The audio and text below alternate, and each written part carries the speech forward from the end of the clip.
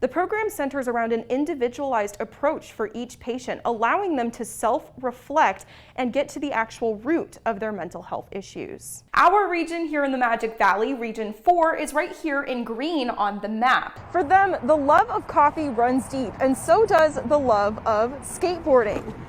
It's in the name. Take a look at these positive messages all across, literally from wall to wall on the pavement in front of Minico High School. To make it easier to social distance, each player is allowed 2 spectators that can come and cheer them on from the stands. That used to be the rule, but under the new Stay Healthy resolution, COVID-19 guidelines for schools are much stricter. Push and Pour has been at this location on 34th Street in Garden City for the past 3 years, but when the global pandemic hit, they had to evolve.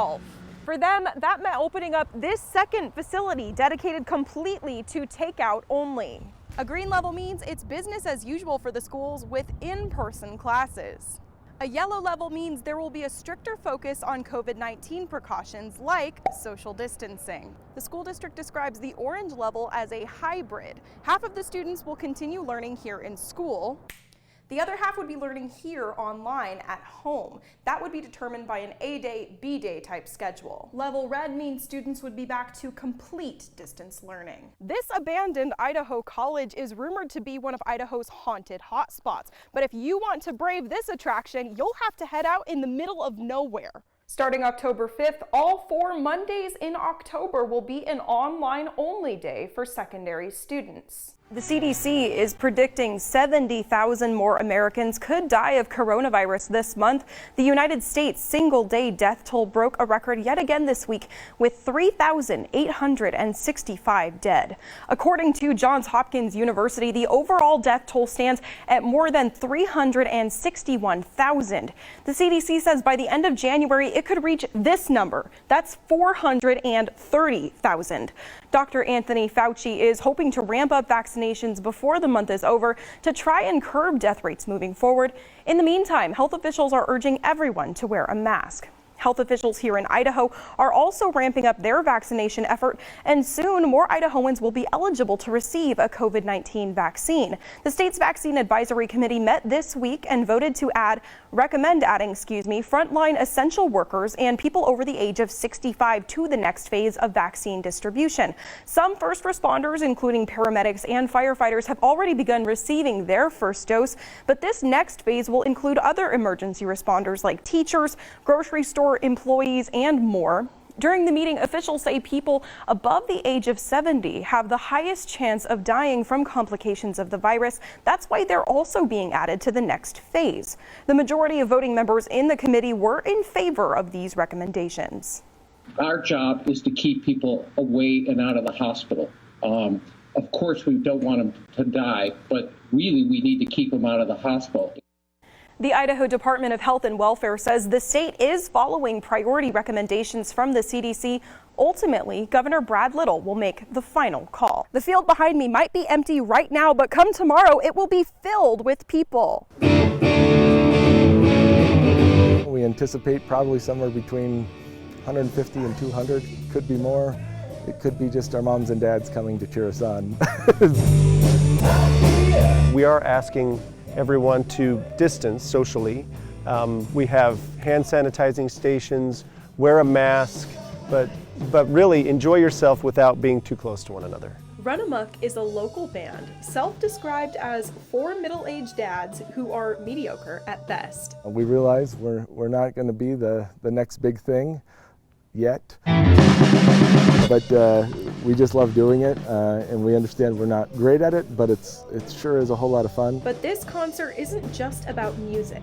This one is about family and raising money to support those wanting to add to their family through adoption. There are so many kids out there that need good families, and there are so many families that want to help, but they don't have the means and they don't have the ability to go through that process because it's so expensive and there's so much red tape to get through. The band's drummer, Brian Hilverda, knows firsthand how challenging the adoption process can be. This has been a hard thing, going through all of this process. We were so close to having it done and then COVID hit, and it's really set us back almost a year now. A charity called Brittany's Hope helps families like the Hilvertas with the adoption process, especially with special needs kids. They actually helped out our family, but part of accepting that donation or that grant from them is an obligation to do a fundraiser for them.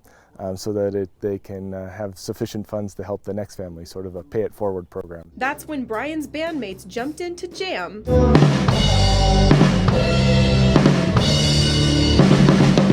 And Rocktoberfest was born. The event is free, but all proceeds from food and merch sales will go toward Brittany's Hope. The goal is to raise $5,000, but they say every bit helps. If you can spare a couple of dollars, that's great. If you can spare 25 cents, that's great too. For the Hilverta family, the support of his bandmates and even complete strangers has meant the world. To see a community sort of rally around us is humbling. And it means a whole lot. The group says they plan to make this an annual event with a different charity benefiting from the proceeds each year. In Twin Falls, Natasha Williams, Idaho News 6. Even before the pandemic, substitute teachers were in short supply. Now, as school districts work to put finishing touches on back-to-school plans, the virus could be making that problem even worse. It's always been a problem in our district. We've always needed subs. We hire all year long. I am concerned about that aspect of the plan. And it's not just the Twin Falls district. Subs are essential. We can't get through a school year without substitutes. We have a substitute shortage anyway. And my concern is that we're going to have even a bigger shortage on subs. Have an issue with substitute teachers throughout the year. We definitely want to look forward or look into establishing and securing some guest teachers and subs. The districts are encouraging everyone to stay home if they feel sick. That means those substitutes or guest teachers are especially important this year. We really don't know what this year is going to take. We just don't know if we're going to need 10 subs a day or 200 subs a day. That's why districts are encouraging the community to be part of the solution. To be a sub, really, we just need somebody that is professional and respectful, and they desire to see education continue in the absence of a teacher. If you want to apply to be a guest teacher, you have to be at least 18 and have a high school diploma. You also have to be able to pass a background check. There's all walks of life that choose to sub, and it's a phenomenal job. It works around many schedules. You can sub as little or as much as you want, and it really is a rewarding job that a lot of people really enjoy. If you're interested in becoming a guest teacher, we'll have a link for you on our website. Just head to ksawtv.com. In Twin Falls, Natasha Williams, Idaho News 6. This is Idaho News 6.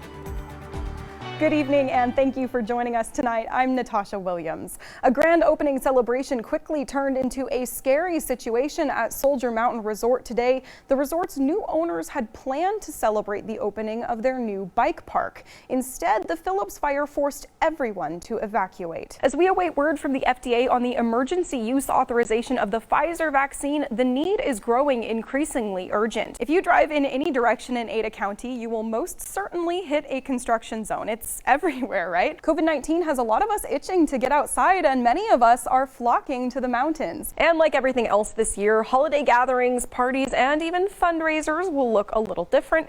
As a matter of fact, Interfaith Sanctuary's annual holiday fundraiser will be an extremely different holiday extravaganza. Idaho Business for Education has collected hundreds of computers for local students to use this upcoming school year. It's all part of the Close the Digital Divide event. Into Thursday morning, 6 o'clock in the morning, the whole state covered. All of this white, all of this purple, all of that is snow. Portland getting soaked as well. The entire Pacific Northwest is really getting soaked from that system moving in. Monday, like we mentioned, those warmer temperatures, partly cloudy conditions on Monday.